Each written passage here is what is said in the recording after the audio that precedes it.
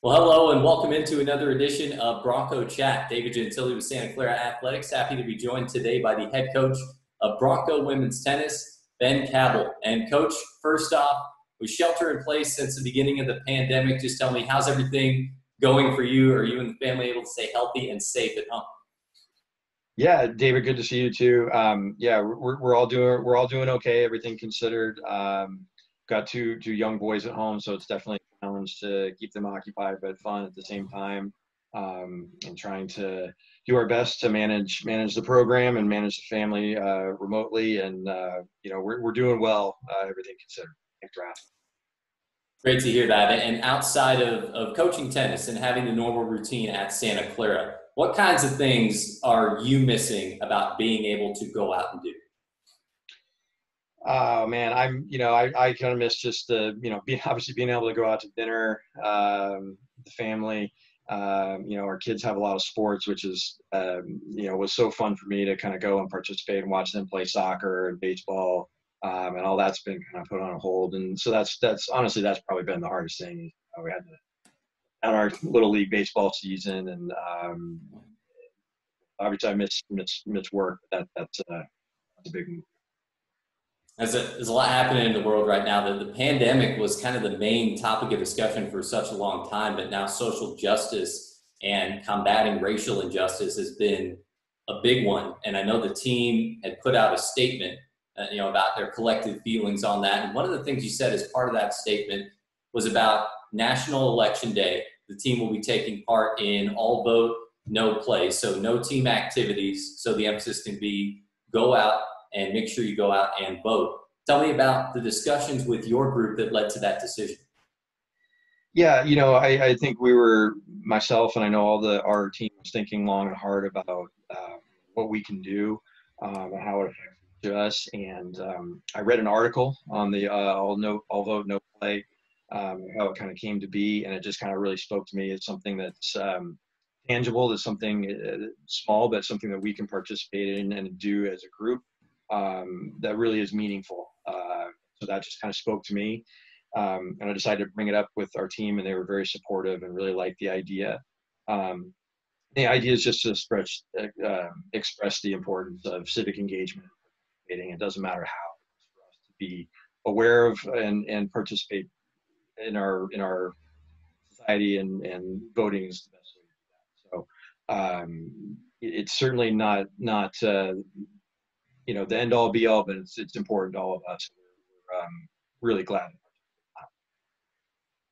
Well, let's talk about your 2020 campaign. When the season ended, it was the early part of March, still 5 weeks of the regular season to go for you and the group. You got 9 of the 20 matches in. What positives did you see from your team during the spring? Yeah, we were really, really happy with where we were. We had a full team. We were healthy. We played a really tough schedule up to that point, and won some and lost some. But we were really happy with where we were building going into looking towards the conference season for us. We had solidified kind of our doubles teams. That was one of our goals this year.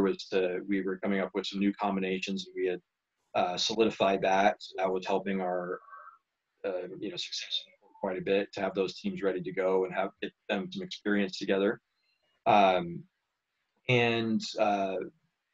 So that's kind of where we were. We were building and having some success, and really kind of had our eyes set on the conference and making a real run at the conference this year.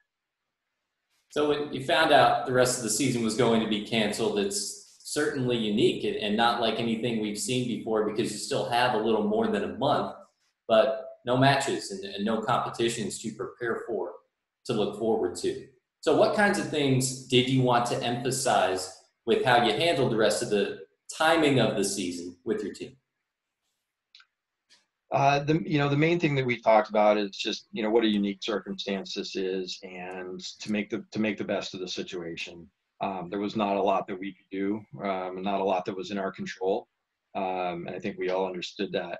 And so that was really our main goal, is just to make sure everyone was okay, take care of that, and have success academically. That was a big one for us, is make sure that, we're still students, and we want to do really well. And that's one thing we can control, even in a changed learning environment. We can control that.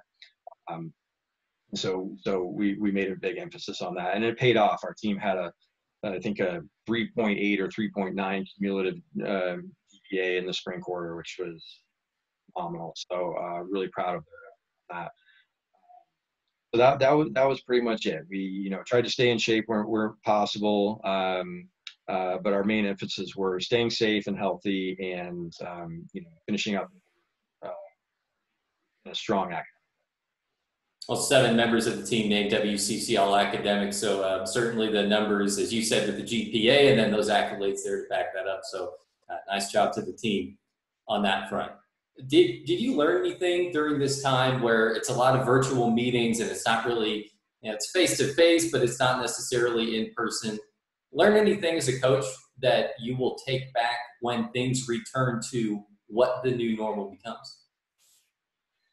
Yeah, I mean, I think that the biggest thing I think I learned was just to be appreciative of what we've got when we get to be back out there. Sometimes when we grind and we're out in the court all the time, and it's rough and we're kind of it's tough, but I think all of us, myself included, are really going to appreciate being outside and playing tennis and being with each other when we get that opportunity to go back out there. So to be honest, that was the most important thing I learned, is just how much kind of value being outside and being with the team, and getting to kind of coach and play a sport for a living. Pretty fortunate. Well, when you do get back to work, you've got a solid core coming back for next season. And you told me before we started this interview that you're really happy with the recruiting cycle and some of the new student athletes that you're bringing in. Just tell me about the group that you see for the future of Bronco women's tennis, and what excites you about this group going forward. Yeah, so we feel very fortunate to have brought in 4 new players for the next season, in addition to our 2 seniors who are going to return. So we're going to have a very large team, and each of the incoming players I very, very excited about and happy with individually. But as a group, we look for 2 things in the recruiting process, 2 goals. One is obviously bringing the best players, the most talented players we can bring in to help us at the top of the lineup, and also to bring in enough players to help us with depth. And we try and balance those 2, but in as much as we can, we want to accomplish those 2 things. And fortunately, in this cycle, we were able to do both. In a lot of years, we're not. Either we have to kind of focus our resources on one top player and maybe sacrifice a little depth, or we have to split our resources and bring in more players and maybe not get the top ranked player that we could have. But this cycle, we were able to do both. We have some very highly ranked players and highly recruited players coming in, as well as a significant number of them, which are going to add a lot of depth to our program. So we're really happy about that, and that's going to give us a great opportunity when we do get back on the court, have a really successful year. And it's a foundation on this team that's been built by 2 of your upperclassmen, 2 of your seniors that recently announced will be coming back to the team next year, Maddie and Madison. What have they done to set the tone for your program? Oh man, well, they're Maddie and Madison are both through the best players we've ever had come through this program, and I love them both. They're great tennis players, but they're also great people to have around, and they've been leaders on our team as well for the last. Madison's been with me for 5 years. She was actually a 5th-year senior this year, so when she comes back, she'll be a 6th year. So she's been the longest player, the player that I've had in my program the longest since I've been coaching. She's a great kid. She is super competitive, has played number 1 and 2 for us pretty much her whole career. She battled a little bit of an injury, which is why she redshirted for a year.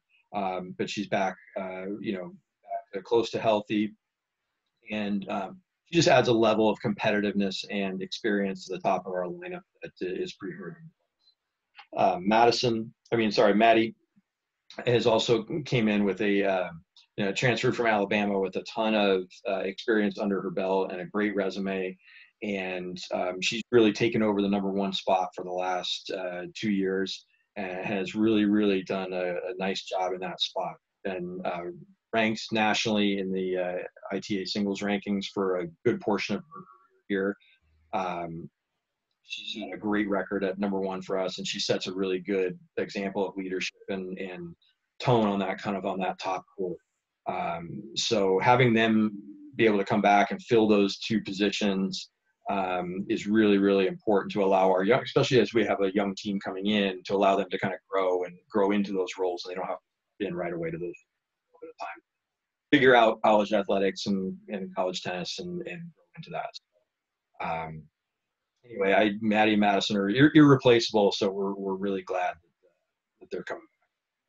Well, a solid core for when the next season happens, so we're excited to watch the student athletes back in action at DeGeary. And speaking of DeGeary, this is a facility and a program that you've been familiar with for such a long time, 14 seasons as a head coach, 16 seasons overall. You also played 1 year with the Santa Clara men's tennis team as an undergrad. So tell me about, first of all, I want to jump into the coaching side and the story of how you got to Santa Clara for the second go around to start that coaching tenure. Yeah, it was a great opportunity for me. I was here as the assistant coach, just as a volunteer helping out. And the head coach that I worked for, within a day or two, came out and told me and the team on the first day of practice that he had got another job offer and was taking it. And so this is the first day of practice. And so I took over as the interim coach for that year, and I really enjoyed it, and I think the team really enjoyed it. Learned a ton, but that, I was very fortunate to be given the opportunity to do that. But it wasn't the way I planned it, but it just kind of happened, and I really enjoyed it. And, again, was fortunate to be given the opportunity to stay on full time. And how much have you seen the lay of the land of the Santa Clara campus and then the athletic facilities side of it change since you started coaching here? Yeah, I mean, the campus, as all of us who've been around have seen, this campus has changed an incredible amount, with all the new buildings and new facilities that are constantly going up. I remember when I played here, the tennis facility was where Malley currently is. So Malley didn't even exist. Our tennis courts were just open right in that space, and Stanton was still being used as the baseball field at that point. So we would, I remember practicing multiple occasions out on the courts there, and one of the baseball guys would get a hold of the ball and hit a home run, and we'd have to duck, and we'd have baseballs flying onto the courts at practice. It definitely has changed a lot since then. Obviously, we're so appreciative of the wonderful facilities that we do have, both for tennis and all of our athletes at Santa Clara. And, it's just, it's kind of night and day to where it was. And we hope that we keep going in that direction. So never had to take a baseball glove out to practice? Yeah, no, I never did. We more just try to keep our, keep our head up and looking. But it was a little hairy there a couple times. That's the head coach of Santa Clara women's tennis, Ben Cabell. Coach, thanks so much for your time. Thanks, David. For the latest in Santa Clara athletics, go to SantaClaraBroncos.com. Look for the social media handles at SCU Broncos. This has been another edition of Bronco Chat. Thanks for watching, everybody.